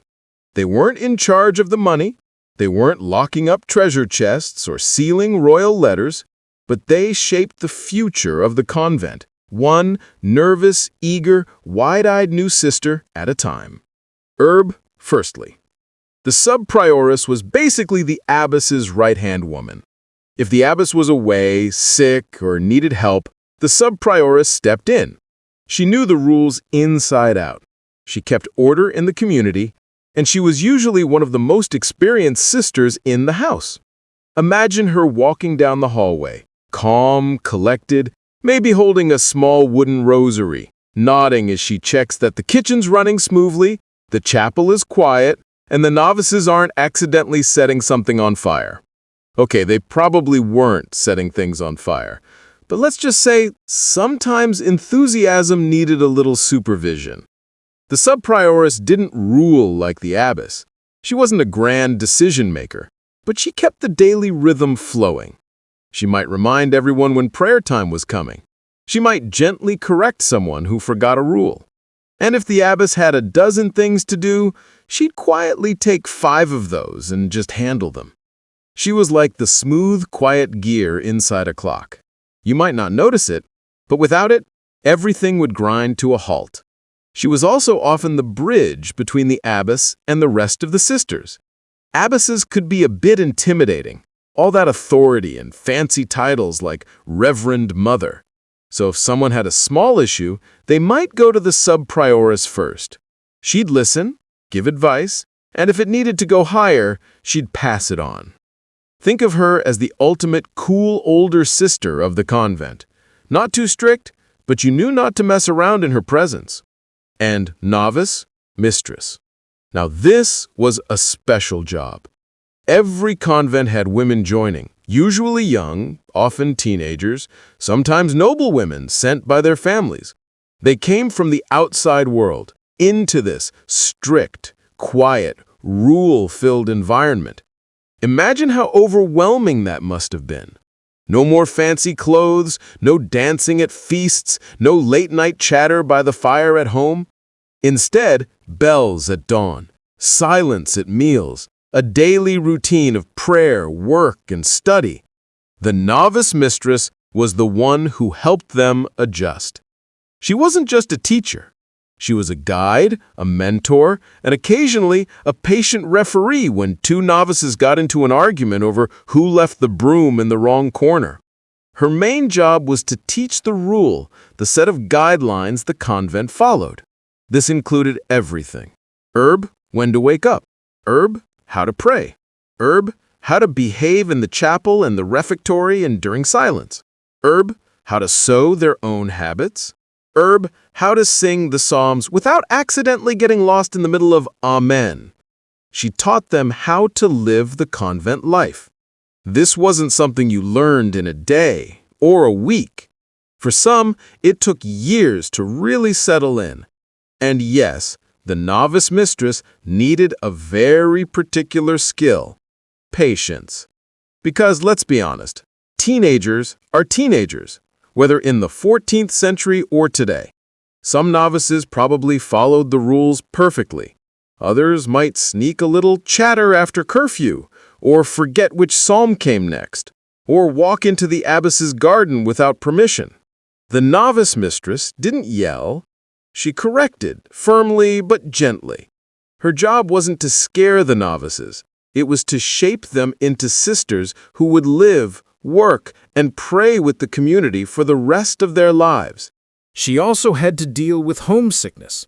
Many novices missed their families. They missed soft beds, familiar meals, and maybe even their pet chickens. Yes, people had pet chickens back then. The convent was safe, but it could also feel strange and strict, so the novice mistress became a kind of emotional anchor. She'd talk with them, reassure them, help them understand why they were there. Sometimes she might say, "Give it time. The silence will become your friend." And sometimes she probably had to say, "No, you can't keep that chicken under your bed." The training period for novices usually lasted a year or two. During that time, they weren't full nuns yet. They were learning, practicing, adjusting. They wore simpler habits and had to earn their place through dedication and obedience. The novice mistress guided them through this entire journey. She showed them what it meant to belong to a spiritual community. Not just the prayers and chores, but the way of thinking, humility, discipline, and quiet strength. And she didn't work in isolation. She often reported to the sub-prioress and the abbess about how each novice was doing, who was flourishing, who was struggling, who might not be ready to take final vows. Sometimes, not everyone stayed. Some young women decided convent life wasn't for them, and that was okay too. But the novice mistress made sure they had the real experience before that decision was made. There's a quiet power in this role. Abbesses might be remembered in history books, bursars might be mentioned in dusty ledgers, but the novice mistress shaped living people. She passed down the traditions, the prayers, the rhythm of life. Without her, the convent would have no future generation. She was, in a way, the gardener of souls. The abbess and the novice mistress also worked together often. When novices needed extra discipline or support, the sub-prioress might step in to help. She was the backup, the one who made sure everything stayed balanced. You could say one guided the community as it was, and the other shaped the community that was coming next. Life under their guidance wasn't always easy. There were tears, mistakes, probably some very early mornings when a novice wanted to roll back under her wool blanket and pretend she didn't hear the bell. But there was also laughter, growth, and a quiet pride when a novice finally stood in the chapel wearing the full habit, ready to take her vows. That moment didn't happen by accident. It happened because two wise women had guided her every step of the way. Imagine that moment at night. The novice mistress walks through the dormitory, listening to the soft breaths of sleeping novices. The sub-prioress checks the chapel one last time, making sure the candles are out. The abbess might get the credit, but these two, they kept the heart of the convent beating quietly. So yes, in the grand hierarchy of the 14th century convent, they might not have worn crowns of authority, but without the sub-prioress and novice mistress, there would have been no future. They turned shy, uncertain newcomers into confident, devoted sisters. And they did it not with gold or titles, but with patience, kindness, and a steady hand. Every community needs someone who can fix what's broken. In a convent, that didn't just mean mending torn habits or leaky roofs, it meant tending to people, to the sisters who got sick, tired, or just worn down by the quiet rhythm of daily prayer. That's where the infirmary came in. She wasn't just a nurse, she was a caretaker of both body and spirit, part herbalist, part comforter, part mother figure. And in the 14th century, that was no small task. When you think of the Middle Ages, you might imagine knights and castles, and plagues. Lots of plagues. People got sick easily. Medicine was half science, half guesswork, and sometimes a little prayer thrown in for good measure. So, inside the convent, the infirmary's room, called the infirmary, was one of the most important spaces. It smelled of herbs and candle wax. There were wooden beds lined with straw mattresses, shelves filled with little clay jars of dried leaves, powders, and oils. And in the middle of it all, the infirmary moved quietly, like a shadow in a soft gray habit, checking temperatures, whispering prayers, and mixing strange-smelling concoctions that somehow worked most of the time. She was trained not just by books, though some convents had medical manuscripts, but by experience. Older sisters passed down what they had learned, which herbs soothed pain, which teas helped with coughs, which oils could be rubbed on sore muscles after long hours of kneeling in prayer. If you think modern nursing is hard, imagine doing it without stethoscopes, antibiotics, or even soap that smelled nice. Just herbs, faith, and a whole lot of patience. The infirmary had to know when to call for a priest, when to offer comfort, and when to simply sit in silence with a dying sister. Because yes, the infirmary wasn't only for healing. It was also often the place where sisters spent their final days. Death wasn't feared the same way back then. It was seen as a return home, a peaceful end after a life of devotion. And the infirmary helped make that journey gentle. But let's not imagine it was always gloomy. The infirmary could also be a place of laughter and care. When someone sprained a wrist or caught a fever, she might fuss over them like a mother hen, bringing soup, water, and maybe even a joke to lighten the mood. Her presence made the convent feel human, not just a place of rules and rituals, but of compassion. And yes, sometimes her remedies were creative. A bit of honey for a sore throat, a poultice of crushed herbs for a swollen ankle, a cup of hot wine mixed with rosemary for melancholy. Were all of them effective? Hard to say, but people believed in her, and that belief, combined with care, worked wonders. She also had to keep the infirmary spotless. Clean sheets, well, as clean as 14th century sheets could get, fresh water, and a quiet environment. In a world where people didn't quite understand germs yet, the infirmary's instinct for cleanliness probably saved more lives than she ever knew. She didn't call it infection control, she just called it good sense. Now, some convents were lucky enough to have herb gardens just for medicine. Rows of mint, sage, thyme, and lavender. Calendula for wounds, chamomile for sleep, and maybe a few secret plants the infirmary grew for her strongest saves. She'd walk there in the morning with a basket, snipping herbs in the sunlight, whispering prayers as she worked.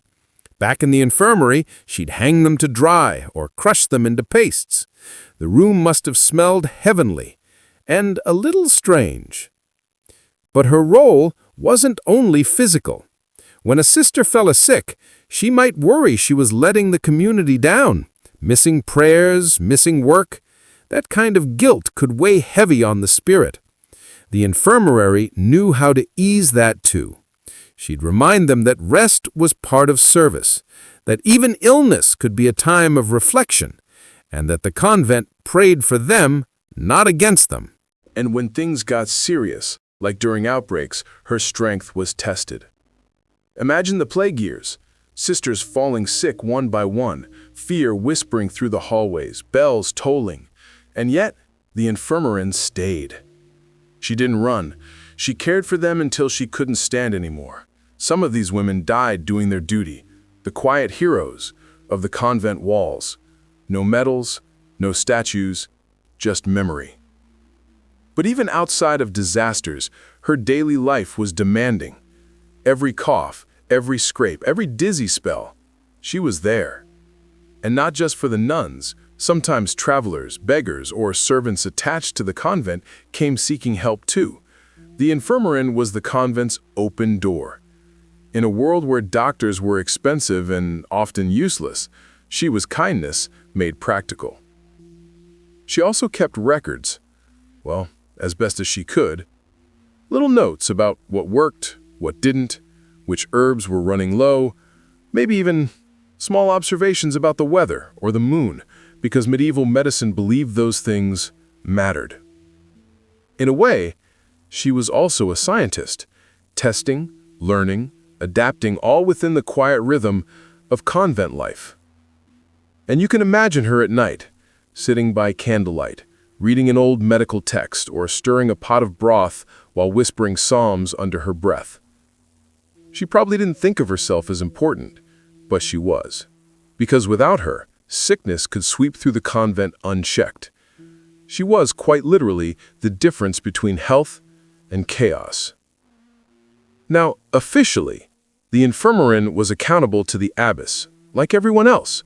She'd get permission to buy certain herbs or to call outside help if needed. But in practice, everyone trusted her judgment. If she said Sister Agnes needed 3 days of rest, no one argued. If she said the chapel needed more airflow to stop coughs, they opened the windows. Her authority came not from rank, but from respect. And yes, the role required emotional strength. Caring for the sick every day could be draining. Watching sisters fade away wasn't easy, but the infirmarian found peace in knowing her care made that path gentler. She believed healing came from both medicine and mercy. So if you ever picture a medieval convent, don't just imagine prayer and silence. Picture that small, warm room, filled with the smell of herbs, the quiet drip of water, and the steady hands of a woman who refused to let suffering go unanswered.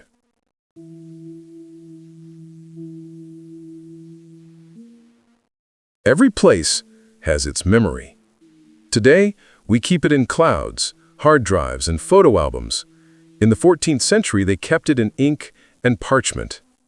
Inside the convent, that sacred job belonged to two quiet but powerful figures, the archivist and the chronicler. They went the loudest. They didn't lead prayers, count coins, or ring bells, but they made sure that everything, every rule, every event, every scrap of history was remembered. And in a world where one fire, one flood, or one lazy scribe could make centuries disappear, that was no small thing.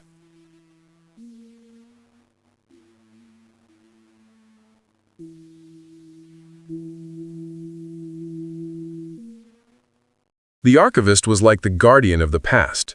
She kept the records safe, all the legal documents, letters from noble patrons, land deeds, rules of the order, abbess appointment scrolls, and even the occasional shopping list from 40 years ago that somehow got filed away. Imagine her room. Not fancy, but quiet. Shelves lined with rolled parchments, tied in colored ribbons, wooden chests with wax seals still unbroken. The air smelled like ink, old parchment, and candle smoke. To her, these weren't just papers. They were the bones of the convent's memory. The chronicler had a slightly different job. While the archivist preserved, the chronicler recorded. She wrote down what was happening: the election of a new abbess, a visit from a bishop, a flood that nearly washed away the herb garden, or the years Sister Agnes accidentally dropped a candle on the choir books. Don't worry, they survived. Mostly. She turned daily life into history. Now, most convents didn't have printing presses yet. That came later. Everything was copied by hand, letter by letter, word by word. And if you've ever tried writing anything by hand for a long time, You know, your fingers cramp, your eyes blur, and your brain starts singing its own strange little songs to stay awake. But the chronicler did it anyway, quietly, patiently, because she knew that someday, maybe 100 years later, another nun might open her book and remember.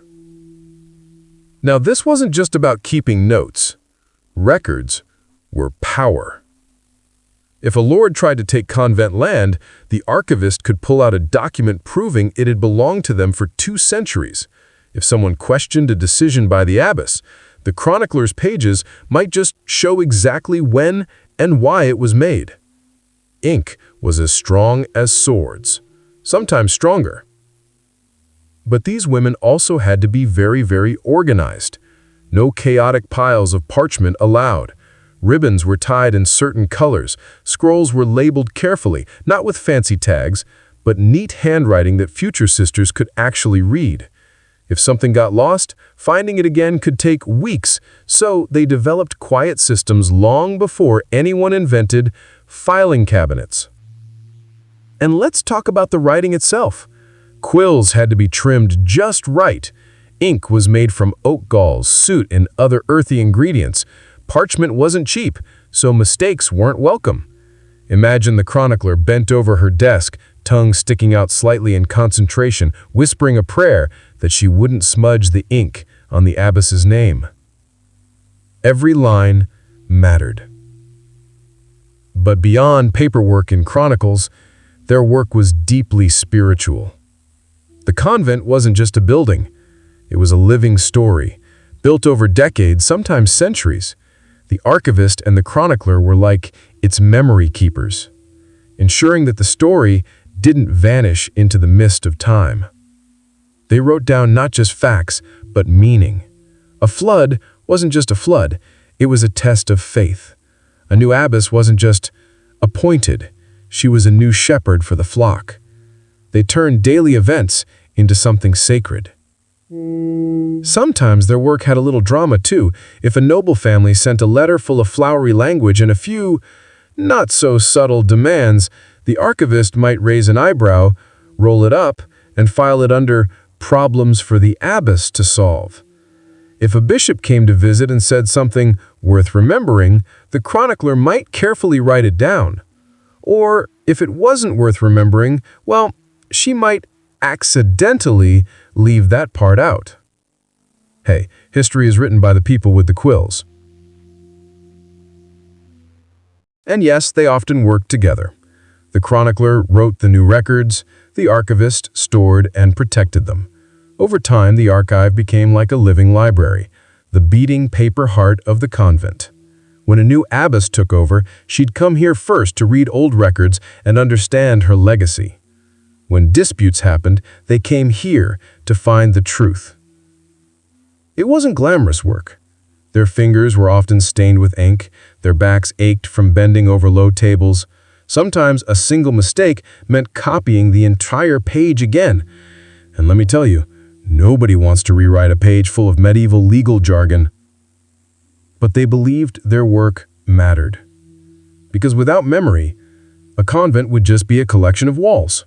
And they weren't just keeping official records.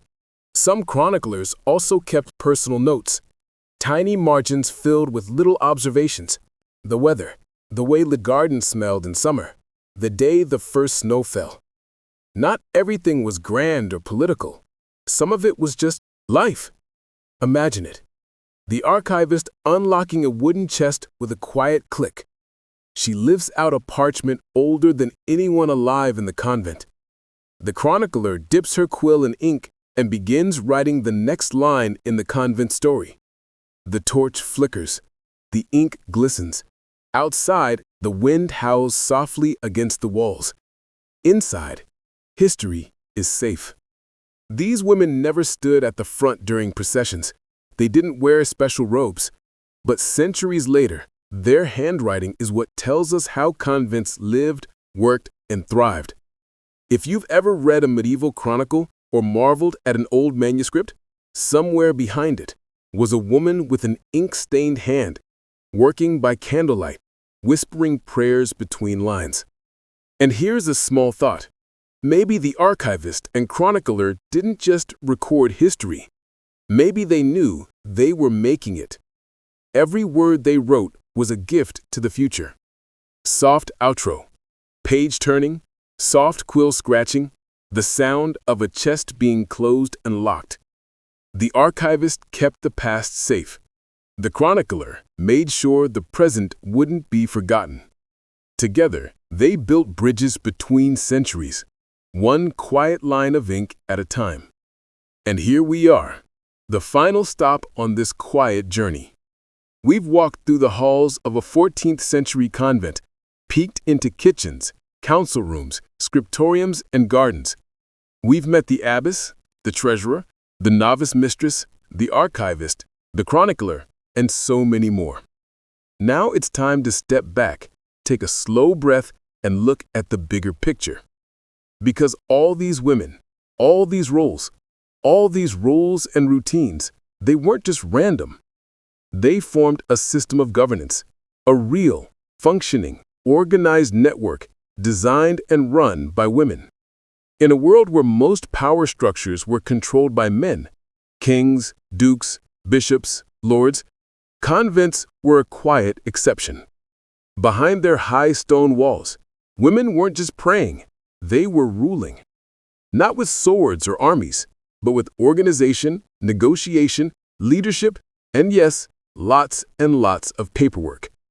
The abbess sat at the top, sure, but the real magic happened in the web of shared responsibility underneath her. The cellarer made sure everyone was fed. The sacristan guarded the sacred. The infirmary healed the sick. The archivist and chronicler kept history alive. The treasurer counted and calculated. And together, they made sure the whole house ran smoothly. What's fascinating is how structured this world was. There were written rules, often based on the rule of St. Benedict or other monastic regulations, but each convent adapted them to their local reality. They didn't just follow orders from outside, they shaped their own way of life. If you look at their governance, it had everything modern organizations love to talk about.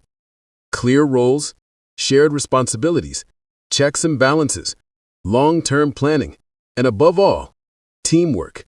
They might not have called it leadership strategy, but they were living it. This leadership didn't look like the loud, dramatic power of medieval kings. No thrones, no trumpets, no shiny crowns. It looked like a woman sitting at a long wooden table late at night, balancing the accounts by candlelight. It looked like sisters quietly voting on who would be the next abbess. It looked like negotiations with local lords to protect their land. It looked like centuries of steady, careful, deeply rooted leadership. But make no mistake, this was real authority. The abbess could make binding decisions over property. She could write to bishops and nobles. She could oversee contracts and legal disputes. In some cases, she even had legal jurisdiction over nearby land. And her council, the senior nuns who held offices, weren't just assistants, they were decision makers. This wasn't one woman ruling over a crowd. This was a network of women governing together. And it worked. Some convents lasted for centuries, weathering wars, plagues, shifting rulers, and church politics. Why? Because their governance was built like the roots of an old tree. Deep, intertwined, flexible when needed, but strong enough to survive storms. But it wasn't just about power. It was also about purpose. Many of these women joined convents not because they had nowhere else to go, but because they wanted to live meaningful lives. Inside those walls, they got to learn. They got to lead. They got to build a community of women who shaped their own future. In some ways, convents were one of the few places in medieval Europe where women could exercise real agency. Abbesses wrote letters to kings. Treasurers managed estates larger than some villages. Chroniclers documented history that would have been lost. They were present, even when history books didn't shout their names. But of course, there were limits too. Their authority was still connected to the church, and big decisions often needed approval from male clergy. There were restrictions, rules about who could enter, what could be done, and how much freedom they had outside the walls. But inside those walls, they created their own world. A world where a woman's voice mattered. When you look at medieval convent governance closely, something beautiful becomes clear. It wasn't just about hierarchy. It was about trust. Each woman in a role had to trust that the others would do their part. The gardener, the teacher, the scribe, the healer. If even one role failed, the whole rhythm of convent life could wobble. But because everyone was tied together through routine, faith, and shared mission, it usually worked. It was in a way a quiet orchestra. The abbess was the conductor. The sisters were the instruments. And every prayer, every meal, every record, every rule was part of the music. And here's a little something worth remembering. Many of these women were invisible to the world outside. Chroniclers of kingdoms wrote about battles and kings, not the nun who managed grain stores through a famine. But history still happened here. In the convent kitchens, in the archives, in the gardens, in the scriptoriums where ink-stained hands wrote the story of their times. We often imagine medieval women as silent, hidden away, powerless. But step into a convent of the 14th century and you'll see something very different.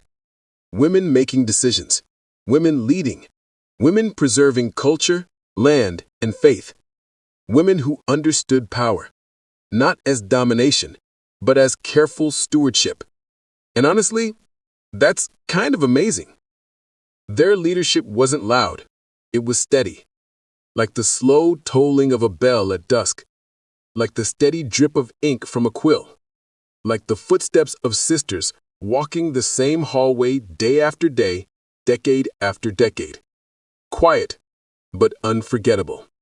So tonight, as you drift towards sleep, maybe picture this: a candle flickering in the convent library, the abbess in deep thought over tomorrow's council, the archivist rolling up the last scroll, the bell ringing for night prayers. The convent settles into silence, but beneath that silence is a heartbeat of centuries-old leadership. And that is the story of women who governed quietly but powerfully, shaping medieval history one careful decision at a time. Not warriors, not queens, but leaders in their own way. Their story may not always be on the first page of history books, but it lives in the archives they wrote, the lands they cared for, and the communities they built.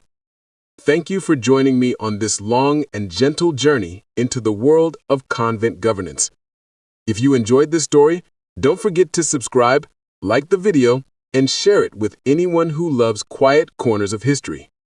And now, close your eyes, breathe, and let the quiet leadership of 14th century women guide you into a soft, deep sleep.